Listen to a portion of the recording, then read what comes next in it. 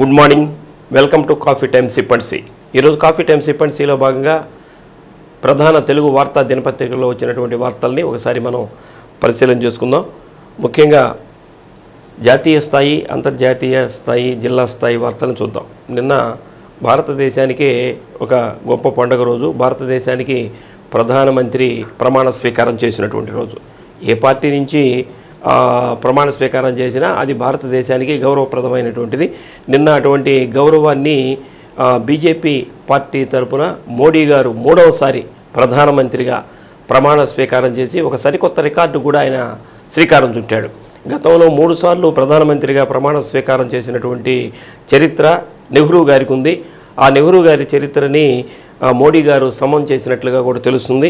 నిన్న ఢిల్లీలో అంగరంగ వైభవంగా ఈ ప్రమాణ స్వీకారోత్సవ కార్యక్రమం చేయడం జరిగింది.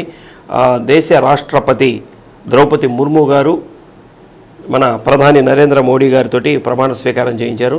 వీరితో పాటు 71 మంది మంత్రులతోటి కూడా ప్రమాణ స్వీకారం చేయించడం జరిగింది. మన ఆంధ్ర నుంచి కూడా రామ్మోహన్ నాయుడు, పెమ్మసాని గారికి, అలానే శ్రీనివాస వర్మకి చోటుని కల్పిస్తూ నిన్న ప్రమాణ స్వీకారం కూడా చేశారు. ఇక తెలంగాణ నుంచి అయితే కిషన్ రెడ్డి గారికి, బండి సంజయ్ గారికి చోటుని వరించడం జరిగింది. నిన్న అన్ని రకాలటువంటి ప్రజలు, ముఖ్యంగా దేశ విదేశాల నుంచి వచ్చినటువంటి వారు అందరూ కూడా దీంట్లో పాల్గొన్నారు. సుమారు 8,000 మందికి పైగా విఐపీలు నిన్న ఈ కార్యక్రమం పాల్గొన్నారు. దేశ విదేశాల్లో ఉన్నటువంటి వారు అంటే ప్రపంచవ్యాప్తంగా ఉన్నటువంటి అధినాయకులందరూ కూడా మోడీ గారికి శుభాకాంక్షలు తెలియజేసినటువంటి వార్తలు మనం చూస్తున్నాం. 2 సార్లు ప్రధానమంత్రిగా చేసినటువంటి అనుభవంతో మూడవసారి కూడా ప్రధానమంత్రిగా వారి బాధ్యతలు స్వీకరిస్తున్నారు. కాబట్టి దేశ భవిష్యత్తు అందరూ కూడా ఆయన చేతిలో పెట్టారు. కాబట్టి దేశ భవిష్యత్తుకి గర్వంగా భారతదేశం తలెత్తుకునే విధంగా వారి పరిపాలన కొనసాగాలని చెప్పి ఈ సత్య న్యూస్ తరపున కూడా మోడీ గారికి మనం ఒకసారి శుభాకాంక్షలు తెలియజేద్దాం. అలానే భాజపా వర్మకు అనూహ్యంగా కేంద్ర మంత్రి పదవి. భాజపా పార్టీలో ఆయన చిన్న కార్యకర్త నుంచి ఎదిగాడట ఈ వర్మ గారు. ఈ వర్మ గారిని మోడీ గారు గుర్తించినట్లున్నారు. వీళ్ళు ఘన విజయం కూడా సాధించారు నిన్న బీజేపీ పార్టీ తరఫున. కాబట్టి పార్టీలో ఉన్నటువంటి వాళ్ళందరూ కూడా ఒక సందేశం ఇవ్వాలన్నటువంటి ఉద్దేశంతో చిన్న కార్యకర్తగా ప్రారంభించి వారు అంచెలంచెలుగా ఎవరైతే ఎదుగుతారో అటువంటి వాళ్ళకి ప్రభుత్వం గుర్తింపిస్తుందని చెప్పి ఒక సందేశాన్ని మోడీ గారు ఇవ్వాలనుకున్నారేమో. వర్మ గారిని మంత్రి పదవికి కేటాయిస్తూ వారికి నిన్న ఈ అవకాశాన్ని కూడా భూపతిరాజు శ్రీనివాస వర్మ వీరిగా పేరు, వీరికి ఈ అవకాశాన్ని కల్పించారు మోడీ గారు. అలానే జేఈఈ ఫలితాలు కూడా నిన్న విడుదల చేయడం జరిగింది. మనోళ్లే దీంట్లో హవాను కూడా సాధించారు తెలుగు వాళ్ళు. తెలుగు విద్యార్థులు ఈ మధ్యకాలంలో మంచి పర్సంటేజ్ని అలానే మంచి ర్యాంకులు కూడా సాధిస్తున్నట్టు తెలుస్తుంది. మొట్టమొదటి 10 ర్యాంక్స్లో 4 ర్యాంకులు మన తెలుగు విద్యార్థులు సాధించారంటే ఇది భారతదేశ వ్యాప్తంగా కూడా అఖండ విజయంగా మనం భావించవచ్చు. సందేశ్కు 3వ ర్యాంకు, కుశాల్ కుమార్కు 5వ ర్యాంకు, తేజేశ్వర్, సద్విక్, సుహాసులకు 8, 10వ ర్యాంకు. అంటే మొత్తం మీద వీళ్ళందరూ కూడా బాలురకే ఈ ర్యాంకులు వచ్చినట్లుగా కూడా అర్థమవుతుంది. నిన్న ఈనాడు వ్యవస్థాపకులు రామోజీరావు గారి యొక్క అంతిమ యాత్ర కొనసాగింది. నిన్న ఆ అంతిమ కార్యక్రమాన్ని కూడా నిర్వహించారు.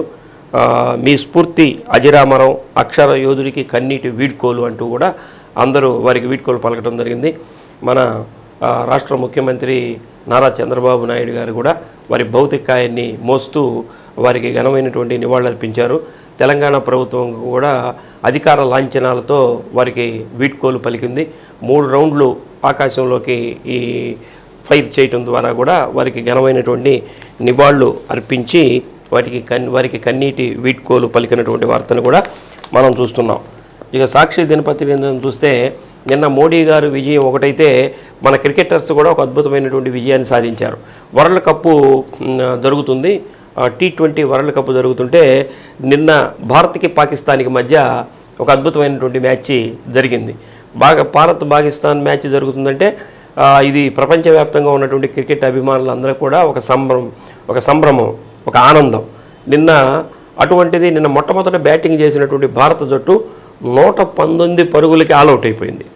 అందరూ ఏమనుకుంటాం, సహజంగా 250 పరుగుల్ని 275 పరుగులు కూడా ఆ తర్వాత బ్యాట్ చేసినటువంటి వాళ్ళు అధిగమించి విజయం సాధించినటువంటి సందర్భాల్ని క్రికెట్ చరిత్రలో ఎన్నో చూసాం. 119 పరుగులకి భారత్ ఆల్అవుట్ అయితే అందరూ కూడా భారత్ ఓడిపోతుంది అన్నటువంటిది మేము కూడా అనుకున్నాం, అందరూ అనుకున్నటువంటి సందర్భమే. కానీ ఒక మిరాకిల్ జరిగినటువంటి సందర్భం. ఆ బౌలర్స్ విజృంభించి 119 పరుగుల కంటే 6 పరుగులకి లోపలే, అంటే 113 పరుగులకే పాకిస్తాన్ని కట్టడి చేసి భారత్కి ఒక అద్భుతమైనటువంటి విజయాన్ని అందించారు. క్రికెట్లో ఒక విజయం, మోడీ గారు ప్రమాణ స్వీకారం చేయటం, రెండు ఒకే రోజు జరగటం అనేది భారతీయులందరూ కూడా ఆనందంగా భావిస్తున్నారు. నైరుతి మందగమనం, ఉత్తరాంధ్ర ప్రాంతంపై అధిక పీడన ద్రోణి అన్నటువంటి వార్త ఒకటి చూస్తున్నాం. ఆపై పుంజుకున్నటువంటి ఋతుపవనాలు రాయలసీమ, దక్షిణ కోస్తాంధ్రలో వర్షాలు పడతాయి అన్నటువంటి వార్తను కూడా మనం చూస్తున్నాం. వినయంగా ఉండండి, కష్టపడి పని చేయండి. నిన్న మోడీ గారు ప్రమాణ స్వీకారం చేసిన తర్వాత అందరికీ ఇచ్చినటువంటి సందేశం ఏమిటంటే వినయంగా ఉందాం, కష్టపడి పని చేద్దాం, దేశాన్ని అభివృద్ధి చేద్దాం అన్నటువంటి ఒక మోటివేషన్ని అక్కడ ఉన్నటువంటి నాయకులందరూ కూడా కల్పించడం జరిగింది. ఇక అందరికీ కూడా మనకి లైఫ్ స్టైలు మారిపోవటం, పెరిగిన గృహావసరాలు, వినియోగ వ్యయం అందరికి కూడా పెరిగిపోయింది. ఇప్పుడు చూడండి, అనవసరంగా ఇదివరకు సెల్ ఫోన్స్ లేవు. ఇప్పుడు సెల్ ఫోన్ ఇంట్లో ఎంతమంది ఉంటే అంతమంది దగ్గర సెల్ ఫోన్లు ఉన్నాయి. నెలకి 300 రూపాయల ప్యాకేజ్ వేసినా సరే నలుగురు మనుషులు ఉంటే 4×3 1200 రూపాయల అదనమైనటువంటి ఖర్చు. ఇదివరకు నెట్ ఉండేది కాదు. నెట్ మినిమం ఛార్జ్ అంటే 600 రూపాయలు నెట్ ఛార్జీ, కేబుల్ ఛార్జీ ఒక 300 రూపాయలు. ఇవన్నీ కూడా ఇదివరకు ఒక బెడ్రూమ్ ఉండేది, అక్కడే అందరూ వచ్చి పడుకునేవాళ్ళు, ఒక్క ఫ్యానే తిరిగేది. కానీ ఇప్పుడు ట్రిపుల్ బెడ్రూమ్ హౌసెస్ వచ్చిన తర్వాత ఒక్కొక్క రూమ్లో ఒక్కొక్క ఫ్యాన్ తిరుగుతుంది, హాల్లో ఒక ఫ్యాన్ తిరుగుతుంది. ఇంకా డబ్బున్న వాళ్ళు అయితే అన్ని రూముల్లో ఏసీలు పెట్టుకుంటున్నారు. ఇట్లా కాస్ట్ ఆఫ్ లివింగ్ కూడా పెరిగిపోతున్నటువంటి సందర్భం. దీని మీద ఒక మంచి వ్యాసాన్ని మనం సాక్షి దినపత్రికలో చూడవచ్చు. అలానే యాంటీబయాటిక్స్, ప్రతి దానికి కూడా మనం ఈ రోజుల్లో ఆ యాంటీబయాటిక్ ఏం జలుబు చేసింది అన్నాం అనుకోండి, యాంటీబయాటిక్ ఏం వేసావు అని అడుగుతున్నారు. అటువంటిది మనకి ఏది బాగలేకపోయినా ఏం యాంటీబయాటిక్ వాడుతున్నావు అని అడుగుతున్నారు. అలా వాడేయటం ఆరోగ్యానికి మనం ఆరోగ్యానికి యాంటీబయాటిక్స్ అనేవి యాంటీ అన్నటువంటిది ఒక వార్తను కూడా సాక్షి దినపత్రికలో వేశారు. ఈ రెండు కూడా జనరల్ వ్యాసాలు, ఇవి మనం చదవాల్సినటువంటి అవసరం కూడా ఉంది.